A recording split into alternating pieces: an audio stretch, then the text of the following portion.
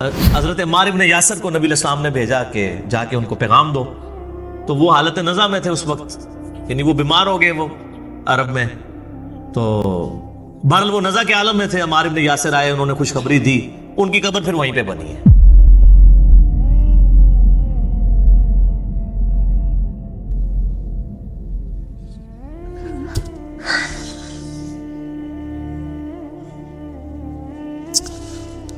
ان لوگوں کے نام بھی آج لوگوں کو نہیں پتا کہ جن لوگوں نے اسلام کے لیے شروع میں کیا قربانیاں کی ہیں۔ ابو بصیر رضی اللہ تعالیٰ عنہ،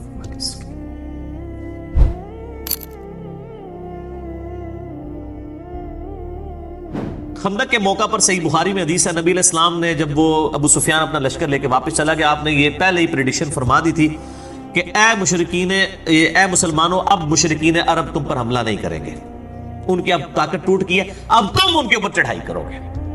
اور وہی ہوا۔ پھر آپ علیہ السلام نے یہ 5 ہجری میں غزوہ خندق ہوئی، 6 ہجری میں آپ علیہ السلام نے صحابہ، آپ کو اللہ تعالیٰ نے ایک خواب دکھایا، اس خواب کا ذکر بھی قرآن کے اندر موجود ہے۔ اسی صورت میں آپ نے خواب میں دیکھا کہ آپ یعنی عمرے کے لیے تشریف لے گئے ہیں اور آپ کے اصحاب بھی ساتھ ہیں، اور کوئی حلق کروا رہے ہیں، کوئی قصر کروا رہے ہیں، اور نبیوں کا خواب تو وہی الہی ہوتا ہے، جیسا کہ سورہ الصافات میں آیا کہ ابراہیم علیہ السلام نے خواب دیکھا کہ میں اپنے بیٹے کو ذبح کر رہا ہوں، تو انہوں نے اپنے بیٹے سے ڈسکس کیا، تو وہی الہی ہے، یہ نبی کا خواب جو ہے، بخاری مسلم کی حدیث ہے، نبوت کا 46واں حصہ ہے۔ تو آپ نے اپنے صاحب سے کہا کہ یہ مجھے اللہ نے حکم دے دیا اصل میں، اور حکم یہ ہے کہ عمرہ کرنا ہے۔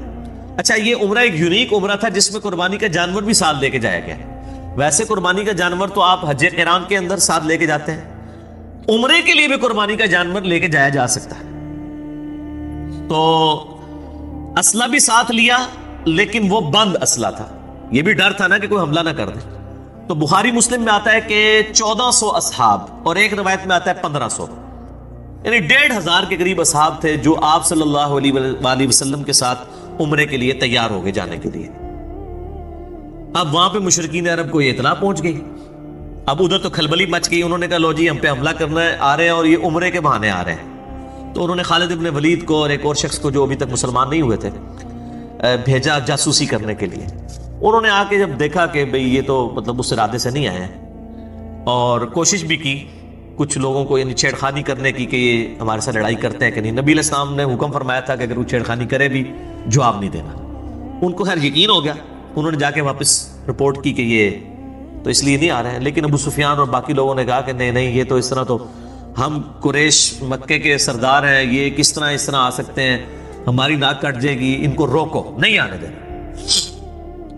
اب بیچ میں کچھ ایسے لوگ بھی شامل ہوئے جنہوں نے سمجھایا کہ بھئی تمہاری پوری دنیا کے اندر بے عزتی ہوگی، حرم تو سب کے لیے ہے، اور تم یہ حرم کی بنیاد کے اوپر ہی ساری یہ روٹی روزی تمہاری چل رہی ہے، باہر کے لوگ آتے ہیں، اور حرم جو ہے یہ ایک انٹرنیشنل سٹی ہے، سب لوگ ادھر آ سکتے ہیں حج عمرے کے لیے، تم کیسے اس کو روک سکتے ہو، تو بدنامی ہوگی۔ بہرحال خیر یہ سارے معاملات چلنا شروع ہوئے۔ یہ پوری ڈیٹیل آپ کو غزوہ احد، غزوہ جو صلح حدیبیہ کا چیپٹر ہے بخاری میں اور مسلم میں، یہ پوری ڈیٹیل آپ کو اس میں مل جائے گی۔ الٹیمیٹلی انہوں نے عروہ ابن مسعود کو، جو عبداللہ ابن مسعود کے بھائی تھے، وہ کافر تھے، ان کو جو ہے نا بھیجا نبی علیہ السلام کے پاس ڈسکشن کے لیے کہ آپ واپس چلے جائیں۔ اس نے آ کے نبی علیہ السلام کو بڑا یعنی ڈرایا اور دھمکایا، یعنی جا کے خیمے کے اندر کہ یہ تمہارے ساتھی جو ہیں تمہیں چھوڑ کے چلے جائیں گے، اور تم اس طرح نہ کرو، ہو سکتا ہے تمہیں مار دیں قریش مکہ، اور یہ وہ۔ اب اس ظالم کو کیا پتا تھا کہ یہ تو اللہ کے پیغمبر ہیں، ٹھیک ہو گیا۔ اب اسی دوران صحیح بخاری کے الفاظ ہیں کہ جب یہ گفتگو کر رہا تھا تو حضرت ابو بکر صدیق رضی اللہ تعالیٰ عنہ پاس ہی بیٹھے ہوئے تھے، آپ کو بڑا سخت غصہ آیا، یعنی ایک شخص حضور کے منہ پہ آ کے یہ دھمکی دے رہا ہے کہ تجھے تیرے ساتھی چھوڑ جائیں گے جو تیرے لیے اتنی قربانیاں کر رہے ہیں، تو نے اپنی جان بچانی ہے تو واپس چلا جا۔ اب اتنی گستاخانہ جملہ کون شخص سن سکتا ہے؟ تو حضرت ابو بکر رضی اللہ تعالیٰ عنہ کو بڑا غصہ آیا، اور آپ نے اس کو وہاں پہ بڑے سخت الفاظ کہے، اور جس کو آج کل ہمارے علماء نے دلیل بنایا ہوا ہے گستاخانہ رسول کو گالیاں نکالنے کی، حالانکہ وہ اس طرح ہے ہی نہیں تھا۔ وہ تو انہوں نے وہ بات کی جو کرا کرتے تھے، تو چونکہ وہ اپنے بت لات اور منات کی شرمگاہوں کو چاٹتے تھے، یہ ان کی ایک عبادت کا تصور تھا۔ جس طرح ہمارے بھی پنجاب کے اندر ایک ایسا دربار ہے جہاں پہ یعنی لکڑی کے بنا کے شرمگاہیں لٹکائی ہوئی ہیں، اور لوگ وہاں پہ مطلب جاتے ہیں، چڑھاوے بھی چڑھاتے ہیں۔ تو حضرت ابو بکر کو اتنا غصہ ہے کہ تم نبی علیہ السلام سے اس طریقے سے گفتگو کر رہے ہو، تو انہوں نے کہا جاؤ تم لات اور منات کی شرمگاہیں چاٹو جو تمہارا کام ہے، یہ آپ نے گالی نہیں دی تھی، جو وہ کرتے تھے وہی کہا تھا۔ گالی تو ہوتی ماں بہن کی کو گالی نکالتے ہیں یا جس طریقے سے گالی نکالنے کا انداز ہے، اس کو گالی کہنا غلط ہے۔ جس طرح آج اگر کوئی قبر کی مٹی چاٹتا ہے اور ہم اس کو کوئی قرآن و حدیث سے بات سمجھاتے ہیں اور وہ بات ماننے کے لیے تیار نہیں ہوتا تو ہم کہیں گے جا تو فلاں قبر دی مٹی جا کے چاٹ، تو یہ کہے گا مجھے گالی دے دی ہے۔ وہ تو چاٹتے ہیں نا سر، تو گالی تو نہ ہوئی، جو کرتے تھے وہ۔ خیر میرا یوٹیوب پہ کلپ بھی ہے، گستاخوں کو گالیاں دینا کیا ثواب کا کام ہے، تو اس میں نے ان کے سارے دلائل ذکر کیے ہیں قرآن اور حدیث میں جو وہ پیش کرتے ہیں۔ پھر حضرت مغیرہ ابن شعبہ رضی اللہ تعالیٰ عنہ بھی پاس کھڑے ہوئے تھے، اور وہ تھوڑی تھوڑی دیر بعد، بخاری کے الفاظ ہے کہ اس کی عادت تھی وہ حضور کی داڑھی کی طرف نہ ہاتھ بڑھاتا تھا بات کرنے میں نا، اس کا ایک بعض لوگوں کا ایک عادت ہوتی ہے نا، تو یہاں پہ بھی بعض لوگ جو ہیں وہ کسی کو منانے کے لیے اس کے داڑھی کو ہاتھ، تھوڑی کو ہاتھ لگاتے ہیں۔ جب وہ داڑھی کو ہاتھ لگاتا تو حضرت مغیرہ ابن شعبہ جو ہے نا وہ اپنی تلوار کا جو دستہ ہے نا بیک سائڈ کے اوپر، وہ اس کے ہاتھ پہ یوں مارتے کہ پیچھے کر گستاخ، اپنے ناپاک ہاتھوں کو نبی علیہ السلام کی داڑھی سے پیچھے کر۔ اچھا، تو اسی میں آتا ہے کہ جب حضرت بکر نے اسے کہا تو اس نے کہا ابو بکر میں تجھے جواب دے سکتا ہوں اس بات کا، لیکن تیرا میرے اوپر احسان ہے، میں اپنی زبان بند کرتا ہوں۔ لیکن حضرت مغیرہ ابن شعبہ کے بارے میں جب بات ہوئی تو اس نے پھر کہا کہ بھی اس کو پھر انہوں نے، یعنی اس نے جواب دیا اور ان کی کوئی پرانی غلطی ذکر کر دی کہ انہوں نے وہ کہیں پہ چوری کی تھی، کوئی ڈاکہ مارا تھا اور مال لوٹ کے لے آئے تھے، اس کے بعد وہ مسلمان ہو گئے تھے۔ تو حالانکہ نبی علیہ السلام کے پاس جب آئے تو آپ نے کہا کہ تم، تیرا اسلام قبول ہے لیکن یہ مال میرے پاس نہیں تو نے جمع کرانا، مال تو جو ہے نا وہ جس کا ہے اس کو دے۔ تو اس کی طرف اس نے اشارہ کیا کہ اس وقت میں نے تجھے پناہ دی تھی نا جب تو نے لوگوں کا مال اس طرح ہڑپ کیا تھا۔ تو یہ مغیرہ ابن شعبہ رضی اللہ عنہ کو اس نے جواب دیا۔ اچھا جی، پھر اسی دوران نا نبی علیہ السلام خیمے سے باہر تشریف لے کے آئے۔ اب صحابہ کرام یہ چاہتے تھے کہ ان کو ذرا دکھائیں کہ ہم کتنے جانثار ہیں۔ تو نماز کا ٹائم ہو گیا، نبی علیہ السلام نے وضو کے لیے پانی منگوایا۔ اب وہ جو تھا نا عروہ ابن مسعود، وہ وہیں پہ موجود تھا، جو کافروں کی طرف سے ایلچی بن کے آیا ہوا تھا۔ یہ بخاری میں پوری حدیث ہے ڈیٹیل کے ساتھ، کتاب الشروط چیپٹر کے اندر۔ اب نبی علیہ السلام وضو کر رہے ہیں تو صحابہ کرام نیچے ہاتھ لے کے کھڑے ہو گئے، آپ کے وضو کا پانی نہیں نیچے گرنے دے رہے۔ حتیٰ کہ آپ علیہ السلام نے تھوک پھینکی تو ایک صحابی نے وہ بھی اپنے ہاتھوں پہ لے کے اپنے جسم پہ ملی، اور کسی کو نہیں جب پانی وہ ملتا تھا، ظاہر آپ کتنے لوگ سائڈ پہ، اب 1400 صحاب ہیں، تو جس کا ہاتھ گیلا ہو جاتا تھا حضور کے وہ پانی گرنے کی وجہ سے وہ اس سے اپنا ہاتھ مل کے اپنے جسم پہ مل لیتا تھا۔ اب یہ وہ منظر جو ہے نا عروہ ابن مسعود جو ہے نا وہ ڈائریکٹ تو نہیں دیکھ رہا تھا، وہ شرمندگی اس کو محسوس ہو رہی تھی، کیونکہ ابھی تو وہ حضور کو کیا کہا تھا کہ یہ تو تجھے چھوڑ کے چلے جائیں گے۔ تو وہ حدیث کے الفاظ ہیں، وہ بعد میں مسلمان ہو گئے، پھر انہوں نے خود ہی روایت کی حدیث عروہ ابن مسعود نے۔ حتیٰ کہ بخاری مسلم میں حدیث ہے کہ حضرت عیسیٰ ابن مریم کو کسی نے دیکھنا ہے تو عروہ ابن مسعود کو دیکھ لیں، ان کی ہم شکل ہے، میں نے ان کو شب معراج دیکھا ہے، گھنگھرے والے بالوں والے۔ تو یعنی وہ بڑے خوبصورت تھے، اسلام لانے سے پہلے بھی خوبصورت تھے۔ خوبصورتی کا تعلق جو ہے وہ عشق رسول سے یا اسلام لانے یا نہ لانے سے نہیں ہوتا، وہ اللہ تعالیٰ نے کسی کو خوبصورت بنا دی ہے۔ تو وہ ابو لہب اتنا خوبصورت تھا، خوبصورتی کوئی کرائٹیریا نہیں کسی کے نیک ہونے، جنتی ہونے یا دوستی ہونے کا۔ بعد میں کوئی یہ تو نہیں اسلام لانے کے بعد ان کی شکل حضرت عیسیٰ والی بن گئی تھی، پہلے کی تھی، تو وہ اللہ کے علم میں تو تھا کہ انہوں نے اسلام قبول کرنا ہے، تو وہ نا اب ڈائریکٹ تو نہیں دیکھتا تھا، تو وہ یوں کر کے نکھیوں سے دیکھتا تھا کہ یہ کیا کر رہے ہیں، ڈائریکٹ دیکھنے میں وہ اپنی ایک تذلیل محسوس کر رہا تھا۔ خیر یہ منظر جب دیکھا نا اس نے تو جناب وہ واپس گیا، اس نے کہا ابو سفیان کو کہ بھائی جی چپ کر کے بوری بستر چکو تو واپس جاؤ، کیونکہ میں اس میں الفاظ ہیں بخاری کے، اس نے کہا کہ میں بڑے بڑے بادشاہوں کے دربار میں گیا ہوں، میں کیسر و کسرا رومن امپائر کے ہیڈ اور پرشین امپائر کے ہیڈ کے درباروں میں بھی گیا ہوں، میں نجاشی کے دربار میں بھی گیا ہوں، میں نے کسی بھی بادشاہ کی رعایا کو یہ تعظیم کرتے ہوئے نہیں دیکھا اپنے سردار کی، جو محمد صلی اللہ علیہ وآلہ وسلم کے اصحاب کرتے ہیں۔ پھر اس نے آگے بیان کیا، اس نے کہا اللہ کی قسم جب وہ وضو کرتے ہیں وہ ان کا پانی نہیں نیچے گرنے دیتے، ان کا تھوک مبارک نہیں نیچے گرنے دیتے، اور اللہ کی قسم میں نے دیکھا کہ جب نبی علیہ السلام گفتگو کرتے ہیں تو وہ اس طریقے سے خاموش ہو جاتے ہیں گویا کہ ان کے سروں پر پرندے بیٹھے ہوئے ہیں، اور آپ کی بس زبان مبارک سے بات نکلنے کی دیر ہوتی ہے تو جھپٹ پڑتے ہیں وہ، اور وضو کا پانی لینے کے لیے وہ اس طرح کی دو دو کرتے ہیں گویا آپس میں لڑ پڑیں گے۔ تو انہوں نے کہا یہ اس بندے کو آپ لائٹ نہ لیں تو چپ کر کے ان کے ساتھ معاہدہ کر لیں۔ اب یہ ان کے لیے بہت بڑی تذلیل تھی کہ معاہدہ کر لیں۔ معاہدے کا تو مطلب یہ ہے کہ انہوں نے مسلمانوں کو پاور کے طور پہ تسلیم کر لیا ہے۔ ابھی تک تو وہ 3 دفعہ تو مارنے کے لیے آئے نا، بدر میں، احد میں اور خندق میں، اب وہ پاور تسلیم کریں گے تو تبھی معاہدہ کریں گے۔ سہیل ابن عمرو کو بھیجا، وہ بھی بعد میں صحابی بن گئے. ان کا بیٹا تھا ابو جندل اور دوسرا بیٹا تھا عبداللہ. سر یہ آپ نے سب کچھ دیکھنا تو عمر سیریز دیکھے. قطر والوں نے 30 اقساط کے اوپر سیدنا عمر فاروق رضی اللہ تعالیٰ عنہ کی پوری بایوگرافی فلمائی ہے، ان کو سینٹرڈ کر کے نبی علیہ السلام کی سمجھ لیں سیرت فلما دی ہے ویڈیو میں. اس میں یہ ساری کی ساری انہوں نے مناظر جو ہے نا جو کریٹیکل ہیں وہ سارے فلمائے ہوئے ہیں. تو سہیل ابن عمرو آیا تو پھر حضرت ابوبکر نے کہا کہ لگتا ہے اب صلح ہو جائے گی، کیونکہ وہ ذرا سمجھدار آدمی تھا، اور وہی ہوا. اس نے کہا جی آپ ہمارے ساتھ معاہدہ کر لیں. نبی علیہ السلام نے فرمایا ٹھیک ہے. تو کاغذ قلم یعنی اس وقت جو چمڑا تھا اور قلم منگوائی گئی. بخاری شریف میں الفاظ موجود ہیں. نبی علیہ السلام نے یعنی اس میں لکھی ہوئی تھی بسم اللہ الرحمن الرحیم، تو اس نے پہلا اعتراض ہی بسم اللہ کے اوپر کر دیا، کیونکہ مشرکین عرب اللہ تعالیٰ کے لیے رحمان اور رحیم کے لفظ کو نہیں مانتے تھے. اسی لیے وہ سورۃ الکہف میں آتا ہے نا سورہ بنی اسرائیل میں کہ اللہ کو اللہ کہہ کے پکارو یا رحمان کہہ کے، یہ سب اچھے نام اللہ ہی کے ہیں. وہ اللہ نے اصل میں ان کا رد کیا تھا. اس نے کہا جی یہ بسم اللہ کو نہیں، ہم آپ بِاسْمِ کا اللہم لکھیں. نبی علیہ السلام نے فرمایا ٹھیک ہے جی، کاٹ کے بِاسْمِ کا اللہم لکھ دیتا ہے. اللہ گالتے ہوئی سی. اچھا پھر اس میں لکھا گیا یہ جو ہے وہ محمد رسول اللہ صلی اللہ علیہ وآلہ وسلم اور مشرکین عرب کے درمیان معاہدہ ہے. اس نے کہا جی ہم تو آپ کو اللہ کا رسول مانتے ہی نہیں ہیں، اگر رسول مانتے ہوتے تو آپ کے ساتھ لڑائی کرتے ہم، تو آپ اس کو محمد ابن عبداللہ کرتے. سیدنا علی چونکہ آپ کے کاتب تھے تو نبی علیہ السلام نے سیدنا علی سے کہا کہ یہ تم نے کاٹ کے نا تو محمد ابن عبداللہ کرتے. تو سیدنا علی نے قلم پھینک دی، کہا یا رسول اللہ میں تو آپ کا نام نہیں کاٹ سکتا. یہ نہیں محبت فرماتے، یہ نہیں فرتے محبت میں تھا. نبی علیہ السلام نے بھی اس کو برا نہیں بنایا. آپ نے فرمایا اچھا یہ قلم مجھے دو، مجھے بتاؤ کہاں لکھا ہوا ہے. تو بتایا گیا یہ لکھا ہے. تو آپ نے اپنے مبارک ہاتھوں سے ایسے لکیر پھیری اور بخاری کے الفاظ ہیں، اس میں میرا کلپ بھی ہے نبی علیہ السلام کی ہینڈ رائٹنگ کہ آپ علیہ السلام نے اپنے ہاتھوں سے محمد بن عبداللہ لکھا. چونکہ آپ لکھنا پڑھنا تو جانتے نہیں تھے، یہ آپ کا معجزہ تھا. تو وہ اس میں الفاظ ہیں حدیث کے کہ آپ کی رائٹنگ اتنی اچھی نہیں تھی، کیونکہ یہ قرآن میں سورہ عنکبوت کی آیت نمبر 51 ہے کہ یہ نبی علیہ السلام کا معجزہ قرآن ہے. اس سے پہلے 49 50 میں آتا ہے کہ اگر یہ نبی دائیں ہاتھ سے کچھ لکھ سکتے ہوتے تو کافر کہتے یہ کتاب انہوں نے خود لکھی ہے. تو یہ آپ کا معجزہ تھا کہ آپ امی تھے.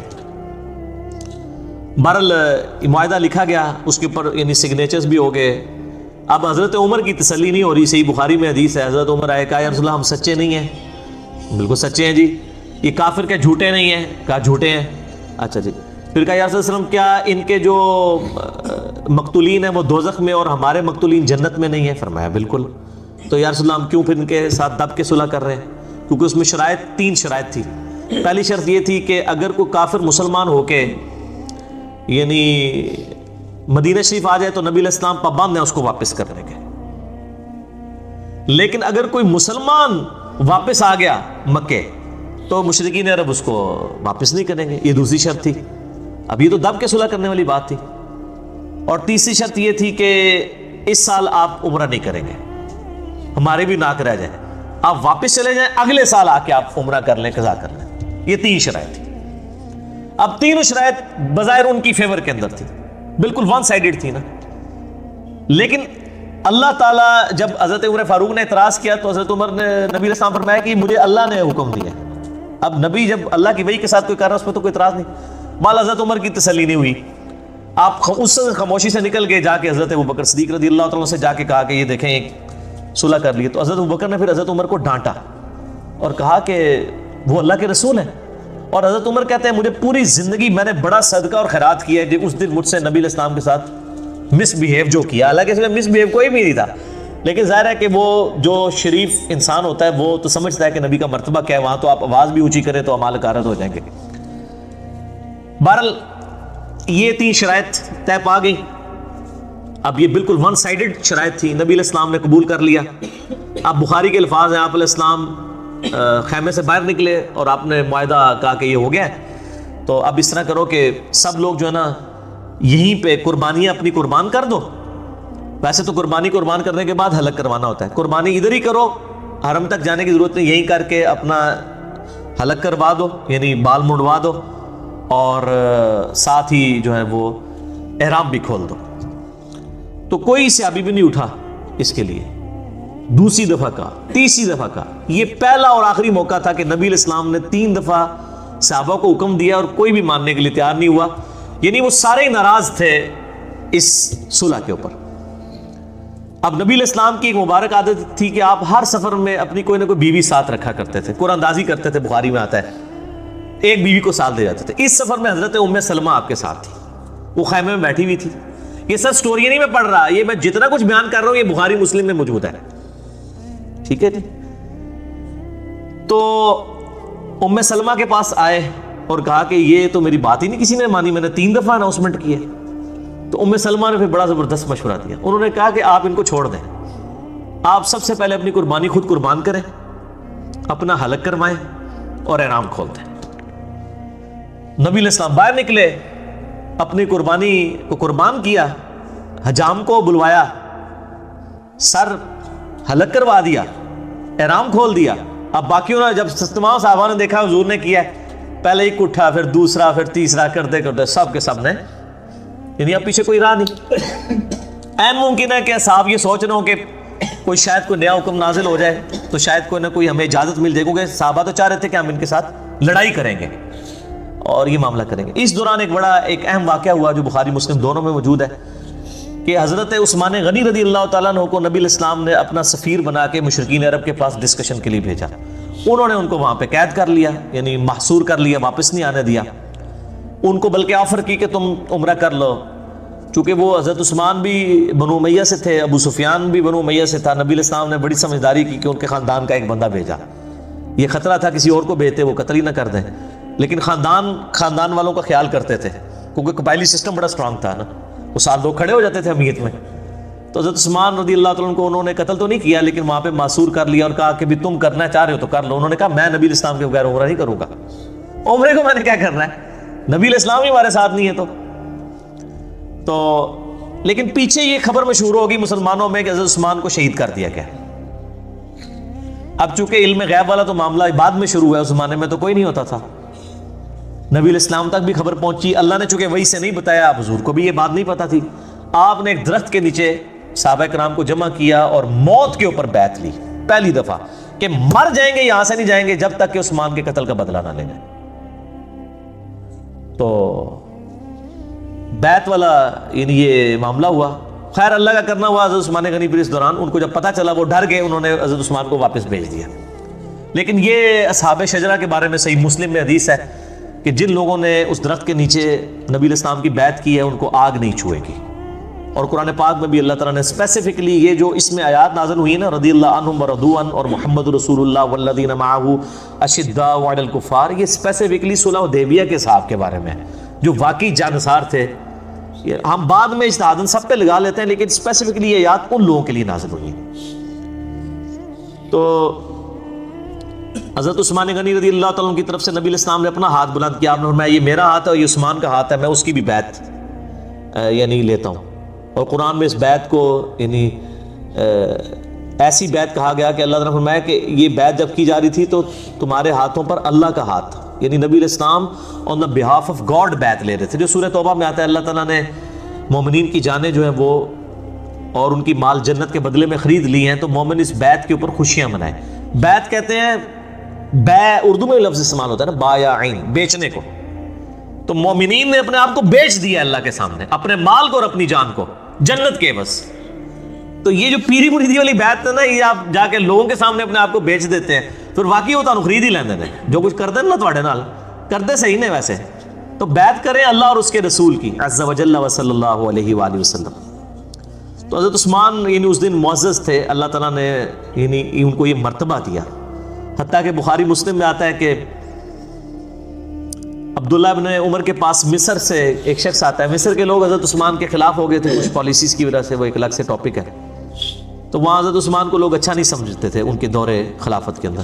تو مصر سے ایک شخص آیا اور اس نے آ کر عبداللہ بن عمر سے پوچھا کہ یہ بتاؤ کہ کیا غزوہ احد میں عثمان جو ہے وہ میدان جنگ سے بھاگ گیا تھا؟ انہوں نے کہا ہاں جی بھاگ گیا تھا. اس نے کہا اللہ اکبر، نعرہ لگایا. اور یہ بتاؤ کہ غزوہ بدر میں بھی عثمان شریک نہیں تھا؟ تو حضرت ابن عمر نے فرمایا ہاں غزوہ بدر میں بھی حضرت عثمان نہیں تھے. پھر اس نے دوسرا نعرہ لگایا اللہ اکبر، یعنی وہ بیسیکلی حضرت عثمان سے بغض رکھنے والا تھا۔ پھر عبداللہ بن عمر رضی اللہ تعالیٰ سے اس نے تیسرا سوال کیا کہ صلح حدیبیہ کے موقع پہ بھی عثمان ان درخت والے اصحاب جن کے اوپر یعنی جنت کی بشارت ہے وہ ان میں بھی شامل نہیں تھا؟ تو ابن عمر نے فرمایا ہاں عثمان صلح حدیبیہ کے موقع پہ بھی اس درخت اصحاب شجرہ جن کو کہا جاتا ہے ان میں موجود نہیں تھے۔ اس نے اللہ اکبر کا نعرہ مارا اور وہاں سے یعنی عبداللہ بن عمر سے فتویٰ لے کے نا تو جانے لگا، تو عبداللہ بن عمر نے اس کو پیچھے سے آواز دے کے بلایا کہ پھکی بھی لا جا، اور بالکل انہوں نے یہی کہا، انہوں نے کہا کہ یہ 3 جواب میں دینے لگوں، یہ بھی جا کے مصر والوں کو بتا دینا۔ تو انہیں سب سے پہلے پوچھا تھا احد کے بارے میں، تو وہ سورہ ال عمران میں آیات نازل ہو گئی ہیں کہ اللہ تعالیٰ نے ان لوگوں کو معاف کر دیا ہے جو احد کے دن بھاگ گئے تھے۔ جب اللہ نے معاف کر دیے تو کون ہوتا ہے پوچھنے والا؟ تو عثمان کی غلطی اللہ نے معاف کر دی۔ تو نے غزوہ بدر کا پوچھا، تو غزوہ بدر کے موقع پر حضرت عثمان کے عقد میں ام کلثوم تھی نبی علیہ السلام کی بیٹی، عقد میں وہ بیمار تھیں، ان کی تیمارداری کے لیے نبی علیہ السلام نے خود حضرت عثمان کو ان کے پاس چھوڑا تھا، وہ تو جنگ میں جانا چاہتے تھے، تو نبی علیہ السلام نے مال غنیمت میں سے بھی حضرت عثمان کو حصہ دیا تھا بدر کے موقع پر۔ تو وہ بدری صحابی ہیں، وہ یہ بتانا چاہ رہا تھا نا وہ بدری صحابی ہیں، خندق میں بھی بھاگے اور اصحاب شجرہ میں بھی کوئی فضیلت ہی کوئی نہیں، نعوذ باللہ۔ اچھا جی، تو وہ غزوہ بدر کا بھی بتایا کہ وہاں پر خدمت میں تھے، اور صلح حدیبیہ کا فرمایا کہ اس دن تو عثمان سے زیادہ معزز شخص ہی کوئی نہیں تھا، کیونکہ یہ بیعت ہوئی حضرت عثمان کے لیے تھی جب ان کے قتل کی خبر مشہور ہو گئی تھی، اور اس میں نبی علیہ السلام نے تو اپنے ہاتھ کو عثمان کا ہاتھ قرار دیا تھا، تو اصحاب شجرہ میں تو نبی علیہ السلام نے غائبانہ بیعت، اچھا یہ بھی کتنی بڑی حکمت ہے، حالانکہ اس کی کوئی ضرورت نہیں تھی، نبی علیہ السلام نے حضرت عثمان کو کتنا پروٹوکول دیا ہے کہ ان کی غائبانہ بیعت لے لی ہے، حالانکہ غائبانہ بیعت تو نہیں ہوتی نا، بندہ سامنے موجود ہی نہیں ہے، غائبانہ بیعت لے لی کہ یہ عثمان کا ہاتھ ہے۔ اس میں یہ بھی شائبہ ہے کہ نبی علیہ السلام کو یہ کانفیڈنس تھا کہ حضرت عثمان جو ہے نا ان کو شہید نہیں کیا گیا۔ وہ اس میں سے بعض لوگ جو ہے نا وہ بھی نقطہ نکال لیتے ہیں کہ جی نبی علیہ السلام کو پتا تھا، غیب کا علم تھا، اسی لیے تو آپ نے کہا یہ عثمان کا ہاتھ ہے، تو وہ یہ بھی نقطہ نکالنے کی کوشش کرتے ہیں۔ تو نبی علیہ السلام نے اس موقع پر صحاب کو یعنی آزما لیا اللہ تعالیٰ نے ان کو اس حوالے سے۔ تو یہ 3 جواب جب عبداللہ بن عمر نے دیے انہوں نے فرمایا کہ جا اور مصر والوں کو یہ بھی میری طرف سے بتا دینا۔ اس پہ میرا آلریڈی یوٹیوب کے اوپر ایک کلپ بھی اپلوڈڈ ہے حضرت عثمان غنی رضی اللہ تعالیٰ سے متعلق 3 الزامات، اس میں میں نے یہ حدیث ساری سنائی بھی تھی، لیکن آج چونکہ اس کے ساتھ ریلیٹڈ ہے اس لیے اس موقع پہ جتنی چیزیں ہیں ان کو ڈسکس کرنا ضروری ہے۔ اچھا معاہدہ لکھا گیا، تو اب سہیل ابن عمر کا بیٹا تھا ابو جندل، وہ مسلمان ہو چکا ہوا تھا، جو معاہدہ لکھنے ہے اس کا بیٹا مسلمان، اسی دوران وہ وہاں پہ آ گیا، بیڑیوں میں جکڑے ہوئے تھے، وہ بھاگ کے آ گئے، تو ابو جندل کی حالت دیکھی مسلمانوں کو ترس آ گیا، تو سہیل ابن عمر سے نبی علیہ السلام نے کہا کہ ابو جندل کو تو میرے پاس رہنے دو، اس نے کہا نہیں جی معاہدہ لکھا جا چکا ہے، آپ نے بڑی کوشش کی، فرمایا کو فدیہ لے لو، کچھ کر لو، اس کو نہ لے کے جاؤ، کیونکہ ابو جندل بھی چیخ رہے تھے کہ مجھے بڑا میرے ساتھ ظلم ہوتا ہے، زیادتی ہوتی ہے۔ الٹیمیٹلی جب سہیل نہیں مانا جا رہا، وہ باپ بھی تھا، تو نبی علیہ السلام نے پھر کہا کہ ٹھیک ہے ابو جندل صبر کرو، اللہ تعالیٰ کوئی نہ کوئی تمہارے لیے راستہ نکالے گا، چونکہ اب معاہدہ ہم لکھ چکے ہیں کہ کوئی مسلمانوں میں سے، یہ ایک ہی بندہ تھا جو آیا تھا، ٹھیک ہے نا، جو واپس کرنا پڑ گیا اسی موقع کے اوپر۔ اب سہیل ابن عمر واپس لے گیا اور بڑا خوش ہوا، کہتا دیکھنا پھر اسی کیسی شرط میں رکھی کہ نہ میں سیانا ہوا، یہی نہیں پتا یہی شرط گاٹے فٹ ہونی سی، یہی گلے فٹ ہونی تھی، یہی شرط۔ تو اس وقت پھر ابو جندل نے سہیل ابن عمر سے کہا کہ تو کیا سمجھتا ہے کہ اس شرط سے تمہیں فائدہ ہوگا؟ بتاؤ آج تک جتنے مسلمان ہوئے ہیں کبھی مدینے سے مکے کو واپس آیا حضور کو چھوڑ کے؟ کوئی ایک بھی مرتد ہوا ہے؟ اس نے کہا نہیں۔ تو ان کا تو اس سے حضور کو کیا فرق پڑے گا، ادھر سے تو کوئی نہیں آنا۔ اگر تم کہتے ہو کہ یہاں سے لوگ وہاں جانا چھوڑ دیں گے تو کیا وہ اسلام قبول کرنا چھوڑ دیں گے؟ وہ یہاں پر ہی رہیں گے لیکن اسلام تو قبول کر لیں گے۔ تو نبی علیہ السلام تو ون ون سچویشن میں، اور وہی ہوا۔ وہ صحیح بخاری میں آتا ہے، ایک اور صحابی تھے ابو بصیر رضی اللہ تعالیٰ، اور وہ بھاگ کے مسلمان ہو کے مدینہ شریف آ گئے، پیچھے ہی مشرکین عرب بھی آ گئے اور کہا یا رسول اللہ اپنا وعدہ پورا کرے۔ تو نبی علیہ السلام نے پھر ابو بصیر سے کہا کہ خدا کر کے معاہدہ ہوا ہے، تو اب معاہدے کو نہ توڑ، تو واپس نہ ان کے ساتھ چلا جا۔ تو نبی علیہ السلام نے ان کو واپس بھیج دیا۔ اب راستے میں کیا ہوا کہ وہ 2 بندے تھے، یہ اکیلا تھا، اور ان بندوں میں سے صحیح بخاری میں آتا ہے ایک بندے کے پاس بڑی خوبصورت سی تلوار تھی، تو وہ تلوار کی اپنی تعریف کر رہا تھا کہ دیکھو یہ کتنی خوبصورت تلوار ہے، اس کا دستہ کتنا پیارا ہے، اور یہ جس کا عورتوں کو بھی عادت ہوتی ہے نا اپنی چیزوں کی تعریف کرنے کی۔ تو وہ ابو بصیر نے نا اس کی کمزوری سمجھ لی، تو اب وہ گپ شپ شروع ہوگی، ظاہر واپس جا رہے تھے، فرینڈلی ماحول تھا، انہوں نے کہا یہ تلوار ذرا مجھے دکھاؤ نا، میں بھی اسے دیکھوں۔ وہ تلوار پکڑی، اس کو قتل کیا گھوڑا لے کے، تو نبی علیہ السلام کے پاس آ گئے۔ نبی علیہ السلام نے فرمایا کہ میں تو اپنے وعدے کا پابند ہوں، تو تم ادھر سے چلے جاؤ۔ اس نے کہا یا رسول اللہ صلی اللہ علیہ وسلم آپ جس چیز کے پابند تھے وہ آپ نے کر دیا، ٹھیک ہے میں مدینے میں نہیں رہتا، لیکن میں اب اس چیز کا بھی پابند کوئی نہیں کہ میں مکے میں واپس جاؤں، کیونکہ آپ نے تو مجھے واپس کر دیا تھا، یہ تو میں آیا ہوں نا واپس، تو مجھے آپ اجازت دیں۔ آپ فرمایا تم بس مدینے میں نہیں، جدھر مرضی جا کے رہو، اللہ تعالیٰ کوئی نہ کوئی راہ تمہارے لیے نکال دے گا۔ تو وہ سمندر کے کنارے ایک بستی تھی جہاں سے مشرکین عرب کے قافلے جایا کرتے تھے تجارت کے لیے شام، وہاں انہوں نے پڑاؤ ڈال لیا اکیلے بندے نے، وہ منزل انہوں نے عمر سیریز میں فلمایا ہے۔ اچھا اب وہاں سے جتنے بھی مسلمان ہو کے آتے تھے نا، ان کو پتہ چل گیا، تو وہ بجائے مدینہ شریف جانے کے وہاں پڑاؤ ڈال لیتے تھے۔ ادھر کافی سارے مسلمان اکٹھے ہو گئے، انہوں نے کہا اب ہم کافی زیادہ ہو گئے ہیں، تو ایسی دی تیسی قریش مکہ کی، انہوں نے ہمارا مال لوٹا ہے نا، اب ان کا کوئی قافلہ سلامت نہیں یہاں سے جایا کرے گا۔ تو انہوں نے کیا کیا، وہ قافلہ ان کا تجارت کا جب گزر رہا تھا، انہوں نے پکڑ کے لوٹ لیا سارا مال ان کا، اور ان کو واپس بھیج دیا، اور کہا جی ادھر جا کے خبر دے دو کہ آندہ کے بعد بھوکے مرو گے تم، اب تمہارا کوئی قافلہ ادھر محفوظ نہیں ہے۔ وہاں پھر انہوں نے میٹنگ کی آپس میں کہ یار کیا کریں، یا تو ہم کوئی لشکر کشی کریں ان کے اوپر، لیکن لشکر کشی کیسے کریں، وہ تو خانہ بدوش تھے، کبھی کہیں پڑاؤ ڈالتے تھے کبھی کہیں پڑاؤ ڈالتے تھے۔ تو الٹیمیٹلی یہی ڈیسائیڈ ہوا، سہیل ابن عمر کو بلایا گیا کہ تو بڑا سیاڑا مرد ہے نا، تو مہربانی کر جا کے نبی علیہ السلام کو ریکویسٹ کر کے یہ شرط ختم کر دیں، اور جو لوگ مسلمان ہو رہے ہیں نا، اللہ کا واسطہ جو لوگ اپنے کول ہی رکھو، ساڈے تو جان چھڑاؤ، کم از کم آپ کے پاس رہیں گے، کم از کم ہمارے قافلے تو نہیں لوٹیں گے نا، کسی چیز کے پابند تو ہوں گے۔ پھر وہ واپس آئے اور انہوں نے آ کے ریکویسٹ کی، اور نبی علیہ السلام کی شرافت تھی، آپ نے قبول کر لی، آپ فرمایا چلو ٹھیک ہے۔ پھر ان کی جان چھوٹی، بر وہ صحابی جو تھے ابو بصیر، حضرت عمار ابن یاسر کو نبی علیہ السلام نے بھیجا کہ جا کے ان کو پیغام دو، تو وہ حالت نزع میں تھے اس وقت، یعنی وہ بیمار ہو گئے وہ عرب میں، تو بہرحال وہ نزع کے عالم میں تھے۔ عمار ابن یاسر آئے، انہوں نے خوشخبری دی، ان کی قبر پھر وہیں پہ بنی ہے۔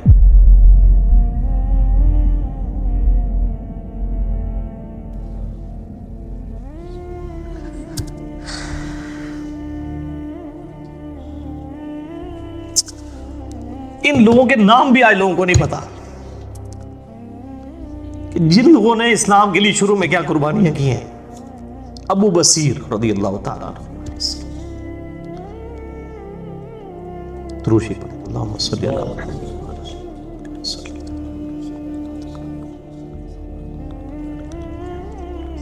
کما بارکت علی ابراہیم وعلی آل ابراہیم۔ تو آپ دیکھیں کس طریقے سے یعنی ان لوگوں نے اپنی طرف سے ہوشیاری کرنے کی کوشش کی۔ اچھا جب یہ سب کچھ ہوا، پھر حضرت عمر آئے حضرت ابوبکر کے پاس اور کہا کہ آپ نے سچ کہا تھا، یہ اللہ کے رسول ہے صلی اللہ علیہ وسلم، یعنی میرا وہ ویژن نہیں تھا کہ ہم دب کے صلح کر رہے ہیں، اور یہ صلح جو ہے وہ مسلمانوں کے لیے فتح کی نوید ثابت ہونی ہے۔